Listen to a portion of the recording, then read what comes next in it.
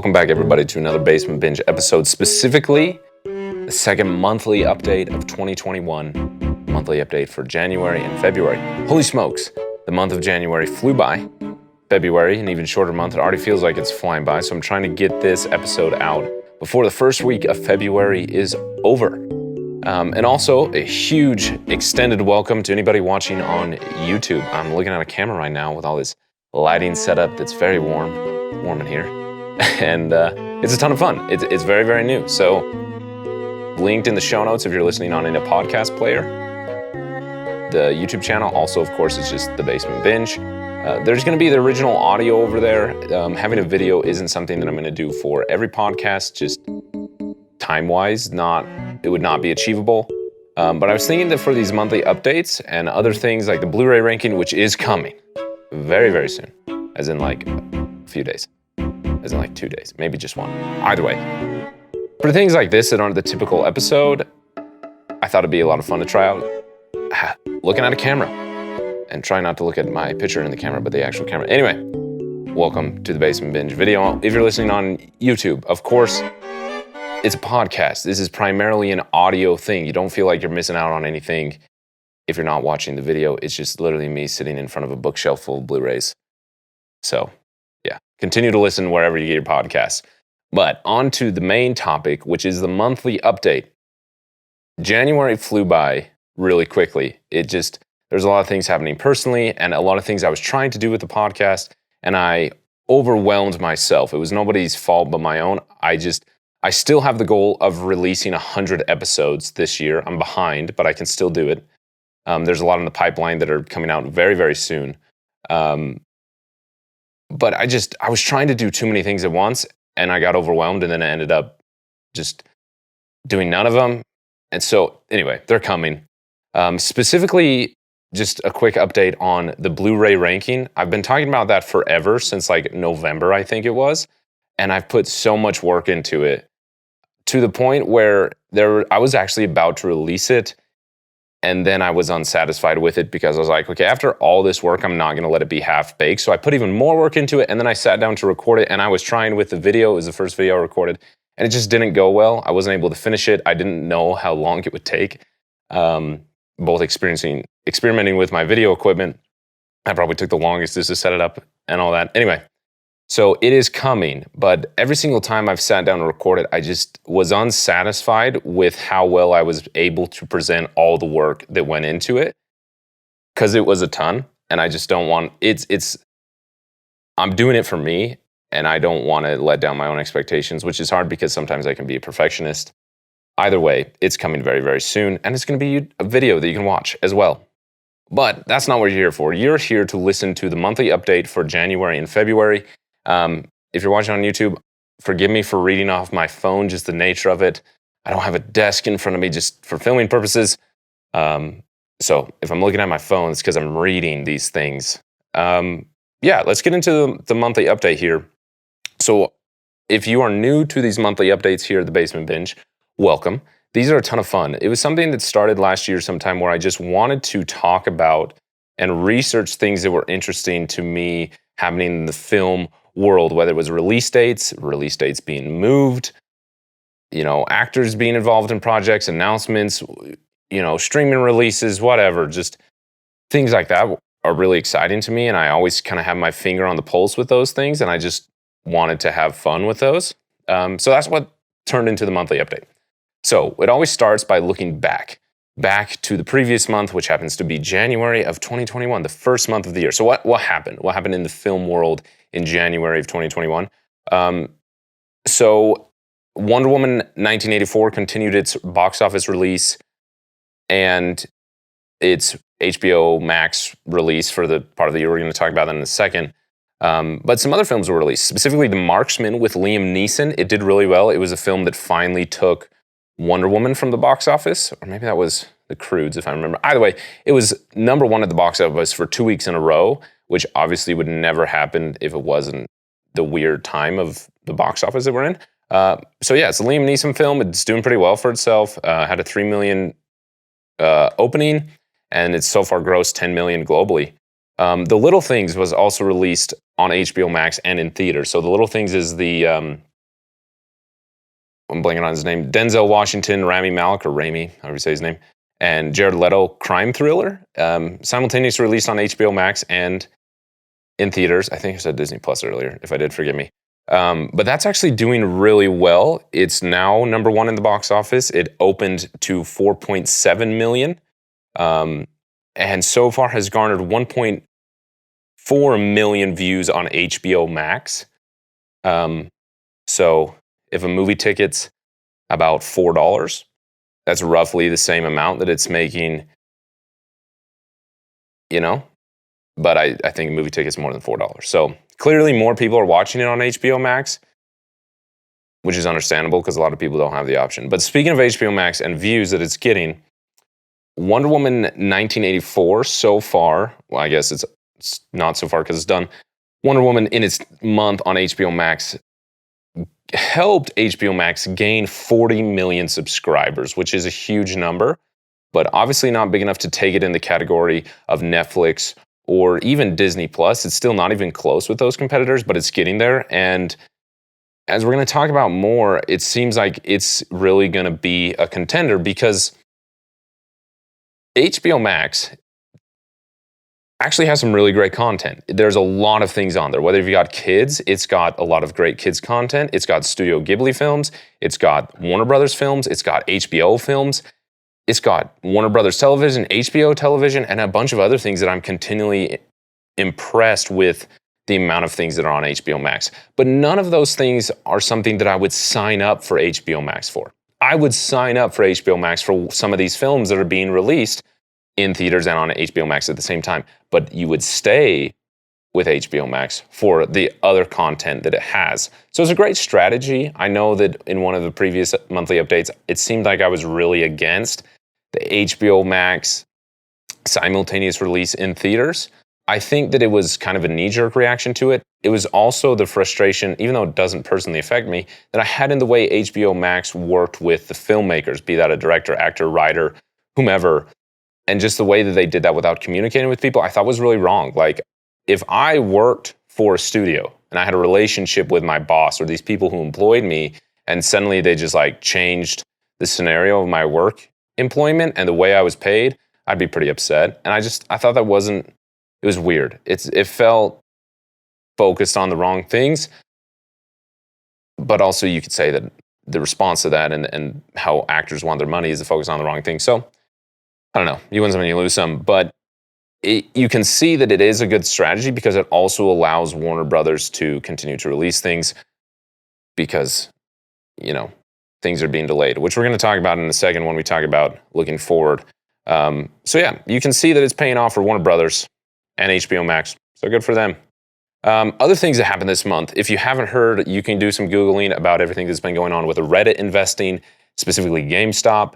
I'm not a Wall Street professional. I don't have any good explanation of this beyond there were some Redditors who used their following on Reddit or a Reddit page to invest through the stock market in companies and help them stay alive longer than they normally would and help them gain a lot of money. GameStop being the biggest. It's actually a ton of fun to read about.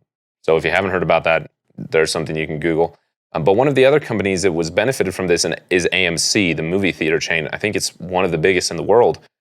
They are no longer bankrupt, according to all the things I've read. Again, I don't have a strong explanation of this because I don't totally understand the stock market, and I also don't totally understand debt as a huge business as AMC is. But in essence, what you need to know is through the investing that happened through the Reddit things, they gained some more money. They were able to use that money and those assets to help manage their debts. Not necessarily that they're debt-free.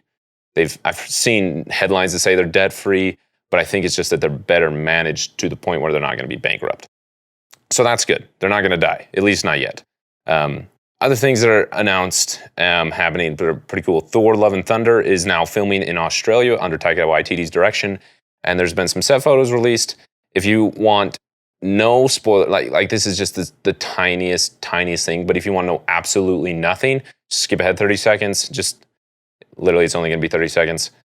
Their set photos have revealed that the Guardians of the Galaxy are involved in Thor: Love and Thunder, which is super exciting. Chris Pratt, Karen Gillan, what's his name? James Gunn's younger brother, Josh? That's not his name. Anyway, Sean Gunn, they're all there. So that's super exciting.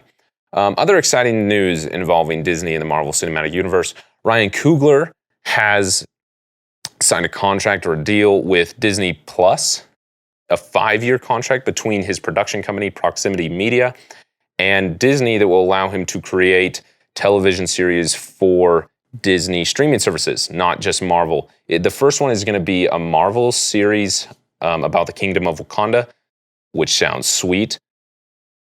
But this is a great deal for Ryan Coogler. Obviously, he's a hot filmmaker right now, and Disney snatched him up. But I think it was good for him, allowing him to be able to make the things that he's excited about and the things that he's good at. So that's super exciting.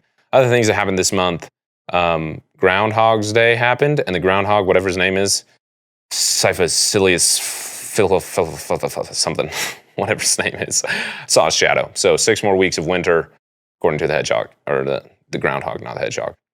So yeah, those are things that happened in the world in January, specifically in the film world. There are other things that you could say were announced, but those have to do with what's coming the next few months. So we'll get to those.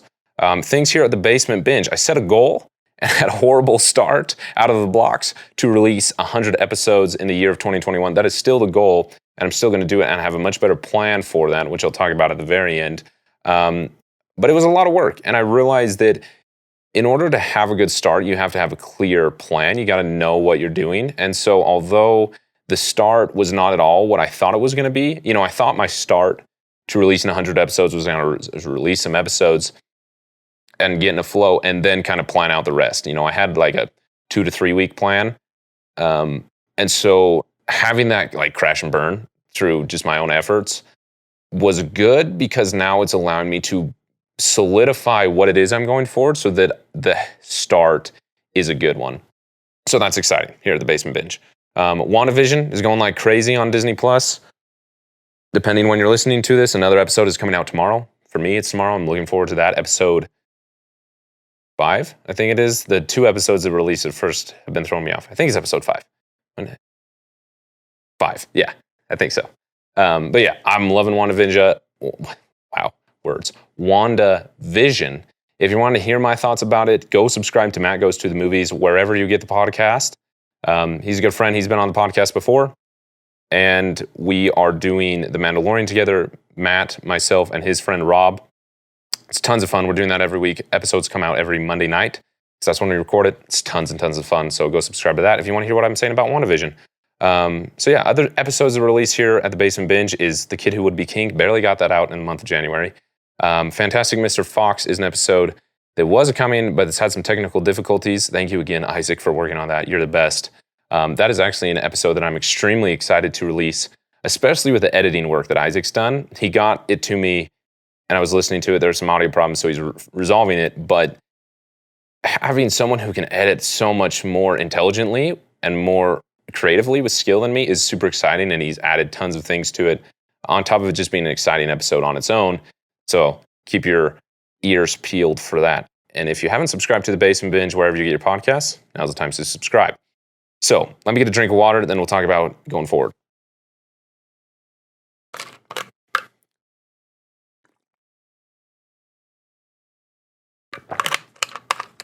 And if you're watching on YouTube, you can see my annoying hair. It has been driving me crazy all day. Anyway, that's unimportant. Whoops, sticking on my microphone cord. Get that out of the way. Okay. Okay, it should be better now. Looking forward to the month of February and also March, because we're partially into February, and February is such a short month. But let's look forward into March and February. It feels like things are actually happening again. I mean, January is always a slow month when it comes to film releases and film things happening. But although there's delays and things being pushed back, there is things that give me hope.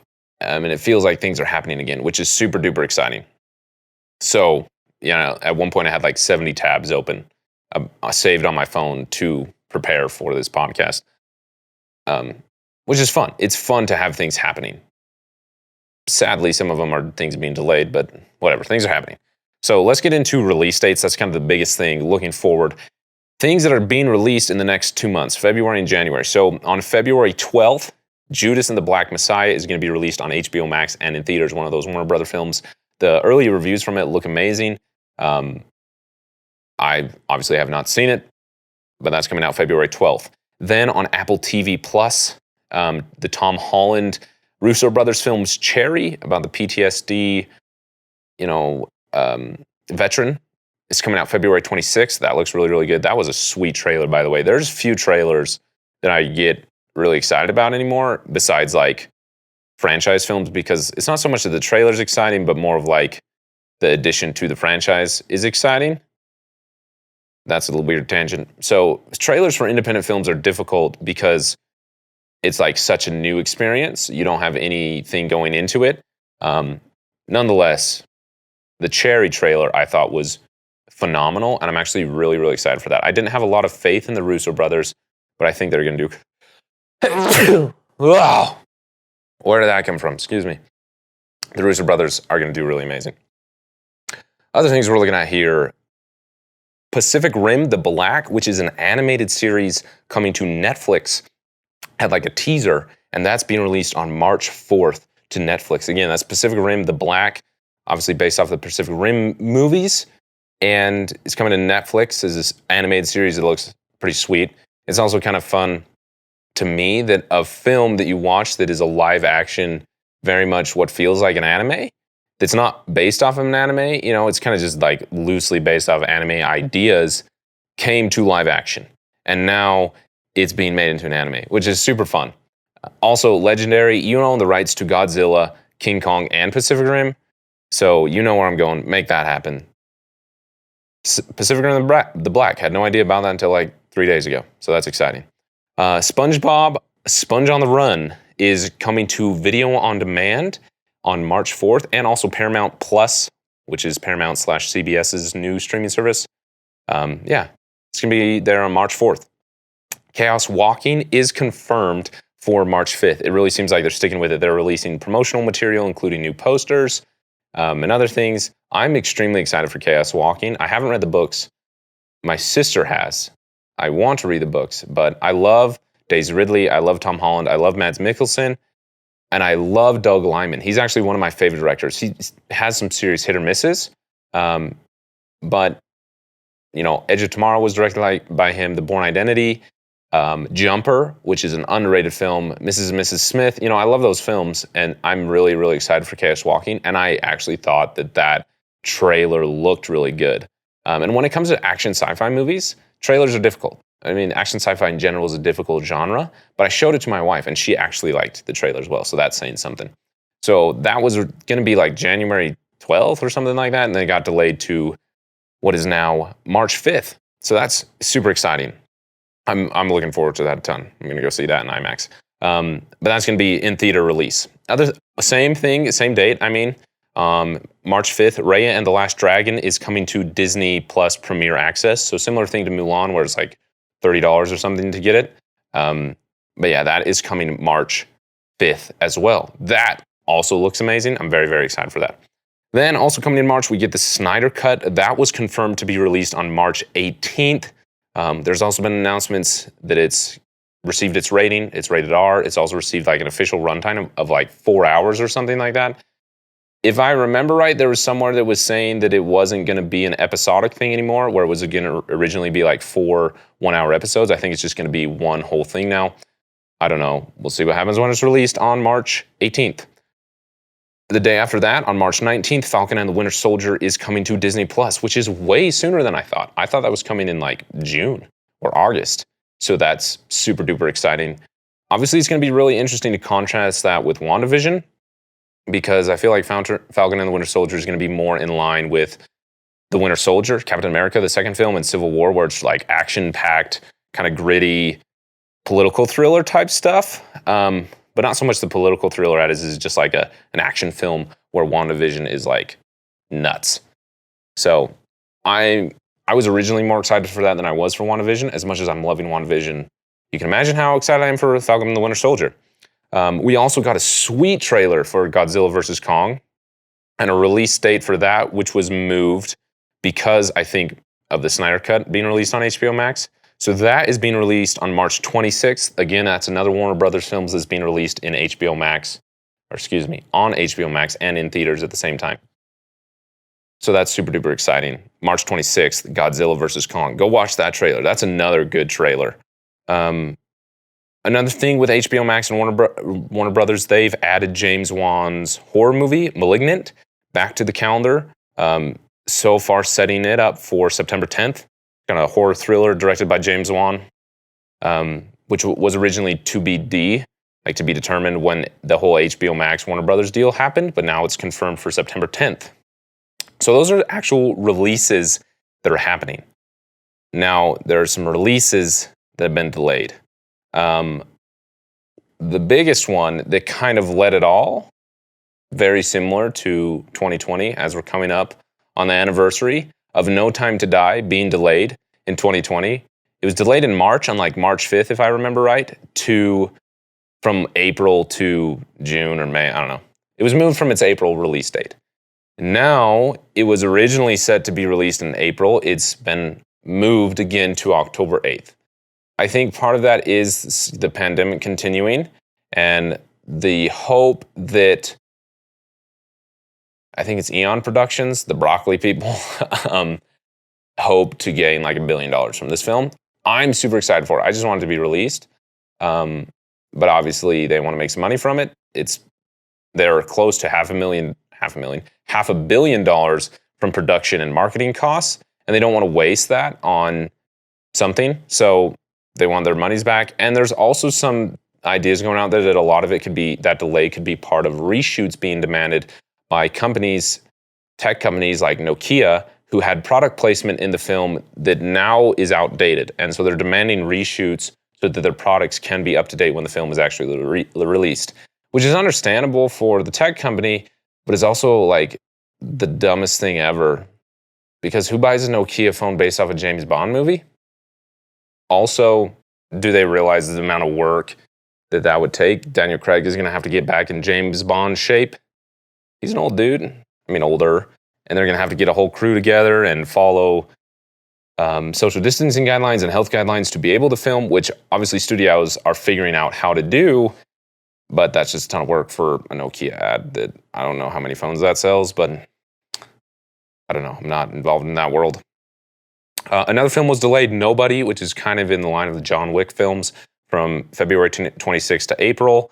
The Last Night in Soho, which, if I'm remembering right, is an Edgar Wright thriller, has been delayed from April 23rd to October 22nd. Morbius, the Jared Leto, Spider-Man spin-off Sony thing, has been delayed all the way into January of 2022. That's an entire year away. A Quiet Place 2, delayed from April 23rd to September 7th. Ghostbusters Afterlife moved from June to November. Cinderella, the Sony film, delayed from February to July.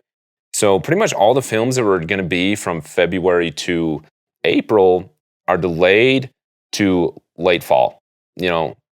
Late summer to fall, period. Continuing down the list, Uncharted, which was going to be in July of 2021. The Sony film based off the video game with Tom Holland, which looks pretty sweet, is going to be delayed all the way to February 11th of 2022. Again, a year away. It's like Dune all over again. Also Peter Rabbit 2 is delayed from April 2nd to June 11th, which I don't get why that doesn't go to streaming. Like, why is that film staying in theaters? The demographic for Peter Rabbit 2, wouldn't you want to benefit the same way that like Trolls World Tour did? I would guess. I don't know. Maybe it's part of Sony's plan to show their determination to stick with a theater release, because I actually saw their business increase when Warner Brothers made the HBO Max announcement. So maybe it's more like a long-term business mindset than so much benefiting from the Peter Rabbit 2 box office. It's more of like long-term business strategy. I don't know. I'm not a Sony executive. I'm just guessing. Rumble, the Paramount animated film, is being delayed all the way into 2022, which is crazy. So, well, I guess 2022 is just next year, but that, I don't know, it still feels like it's 2020 sometimes. So to say 2022 feels forever away. So what I was going to say is that it really, as much as I have some problems with the way Warner Brothers handled the HBO Max thing, it makes sense. And the fact that they involve theaters does mean a lot because they obviously want their films to continue to be released. And movie theaters to survive are going to have to rely on new films being released. So being able to have both through that, symbiotic relationship is hopefully beneficial to both, and is in some ways I'm grateful for because films can actually be released instead of being delayed into infinity.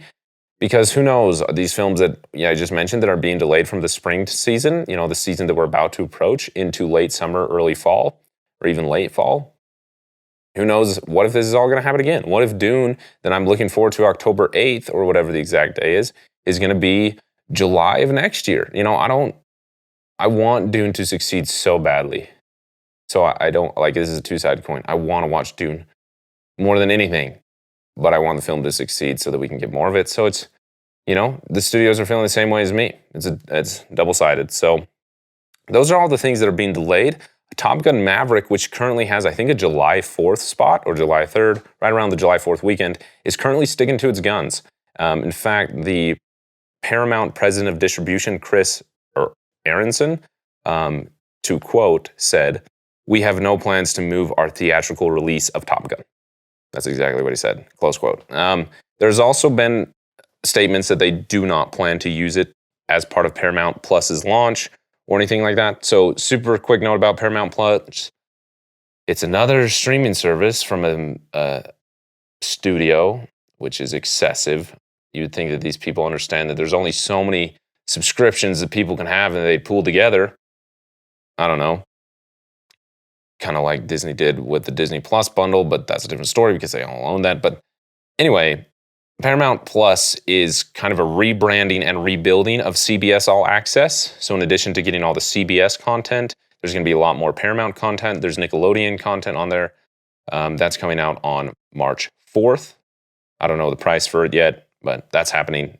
But they have made it clear that they're not going to use Top Gun Maverick for that. They want it to be a theater release, which makes sense. I feel like that's a type of film that they went to a lot of work in production to have IMAX cameras in the cockpit and also film exceptionally with IMAX cameras. I mean, they got Joseph Kosinski. That's not a type of film that you want to reduce to your screen the first time, or, to your phone screen the first time.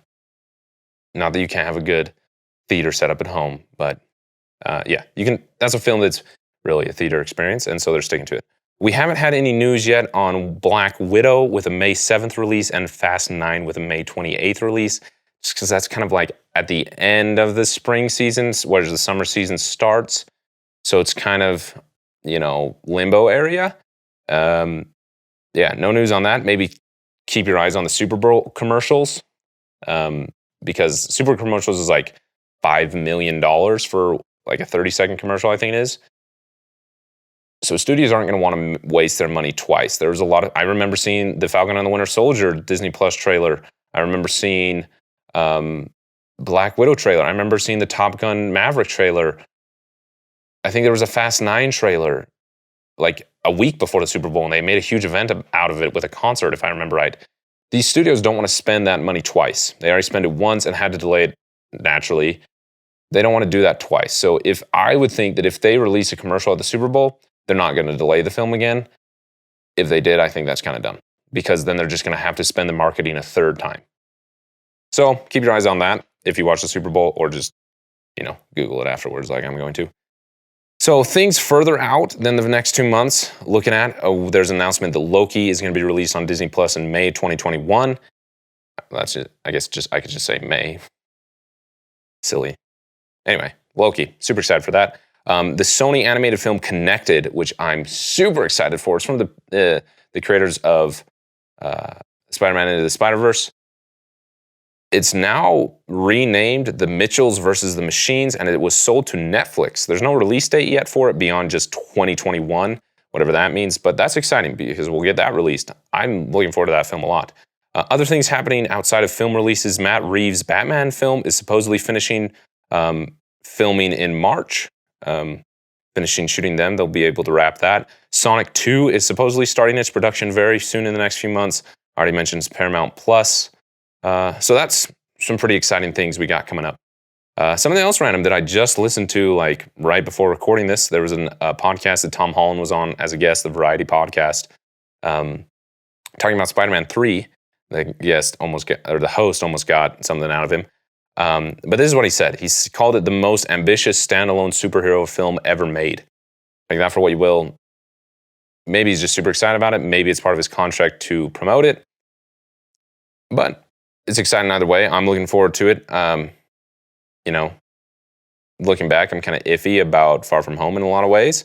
So here's hoping that Spider-Man 3, especially with all those casting rumors and confirmations, I say in air quotes, that we've had, looks like it's going to be a really exciting project, especially with the ideas that we're generating based off WandaVision and how that's going to lead into the multiverse of madness, and then later into Spider-Man 3. It seems like all three of those are going to be really, really strongly connected, which excites me for all of them even more.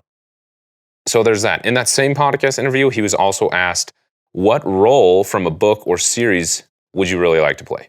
And he responded with this, I quote, let me start that again. I've got 2 roles coming up that I'm playing in the next few years that I'm really excited about, but I can't talk about them yet. But I mean, ultimately, as a young British lad who loves cinema, I'd love to be James Bond. So, I'm just putting that out there. I look pretty good in a suit. I don't know if that means something, is he the next James Bond? There's been tons of talk about this. I mean, we haven't even got the final Daniel Craig James Bond film, and people are always talking about who's the next James Bond. That's interesting. When you listen to the audio, though, versus just reading it or having me read it to you, it kind of feels more of like a joke, more of you saying like, hey, Broccoli's, if you're listening, I'd love to be James Bond type of thing. But it could just be Tom Holland's spirit, and he does have a tendency to reveal things he shouldn't. So, I mean, I think it'd be a sweet James Bond. Here's hoping. Other things happening here at the Basement Binge. Moving on to that. Like I mentioned, 100 episodes this year. Had a rough start for the month of January, but we're getting back in the swing of things by releasing this episode. That's starting off things right. The goal is to be able to release at a minimum 2 episodes every week, if I can control that schedule still. So I've got a sweet plan, in the comments, in the Podchaser reviews that you better be leaving. Let me know what you think about this. I think it'd be really fun to binge a franchise or a series. There's a few that are on the shelf behind me that I've been waiting to watch and talk about.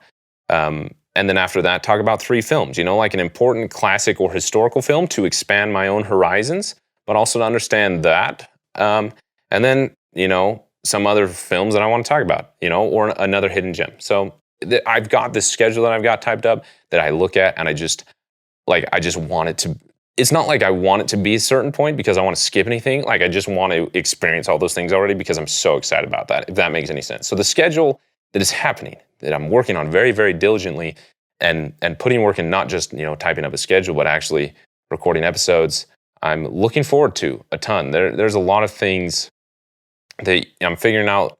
This new schedule, having Isaac editing the podcast is tons of fun and also clears up a lot of my time. Doing these YouTube videos and also just figuring out what it is to work on my own. I feel like I'm in a position where I can really groove with it, and it's going to be a lot of fun what I'm able to release, and we're both going to be able to enjoy. So there's that. Let's wrap this thing up here. Moving on to questions. There have not been any submitted. If you want me to talk about anything, film related or not, submit a question. There's going to be a survey listed in the show notes. It's going to be at the very, very top. There's 2 surveys. There's one where you can submit questions and one where you can submit any type of creative work, whether it's your own or someone else's that you appreciate, that you want me to shout out on the show. Those are both just very, very simple forms that you can fill out. And I'll answer any questions you have. So go ahead and submit that. Other announcements here. This is a section where if you guys were leaving reviews on Podchaser, I could have a winner of this giveaway. I want to be able to give back to you individuals as the audience, as the listeners. And it's a lot of fun for me. And the way that I want to do that is by also getting help from you guys through Podchaser. So Podchaser, very, very simply, is just a place where you can leave reviews on podcasts, not just mine, any podcast. They're on Podchaser. So it's very, very simple. What you do, go to podchaser.com/thebasementbinge, create yourself an account. If you don't have one, it's totally free.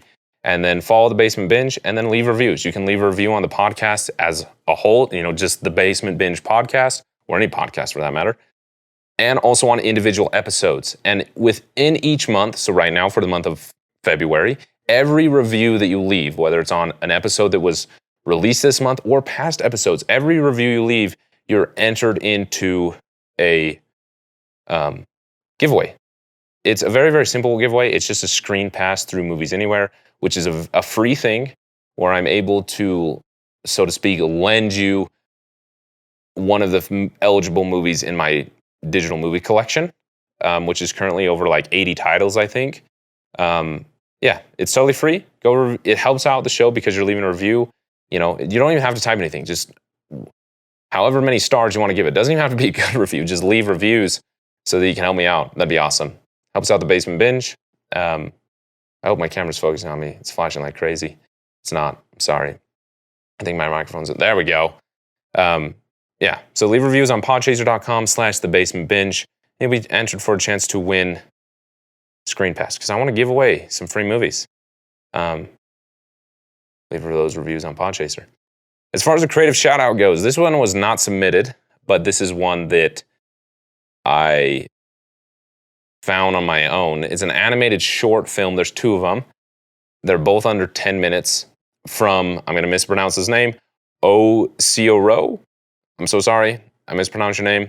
There's going to be links to both Vimeo and YouTube for both of the films. One of them is called O. I don't even know how you'd say it. It's a parenthesis, then a zero, then a zero, then a closed parenthesis. And then the other one's called Afternoon Class. I've watched them both like 3 times now, especially the O one, parentheses 0001. It's hilarious. It's amazing animation. They're super creative, incredible visual storytelling. They're just great to watch. I totally recommend them. They're sweet. So other things, follow me on Letterboxd. That's going to be linked as well if you want to, see what I'm interested in. Also, if you want to help me prepare the episode on Isle of Dogs, because I'm struggling there. But thanks for listening to the monthly update here at The Basement Binge. Thanks for subscribing on YouTube. Thanks for subscribing wherever you get the podcast. And of course, thank you for leaving a review on Podchaser and giving yourself a chance to win a free Screen Pass every month. Okay? I'm going to continue that forever. And I can give 3 of them away every month. So leave those reviews on Podchaser. It helps out the show a bunch, and it gives you a chance to win a free movie. Thanks for listening to the monthly update here at The Basement Binge. Those are all the things happening in the film world. Subscribe wherever you get your podcasts. That's all for now. Ciao, ciao.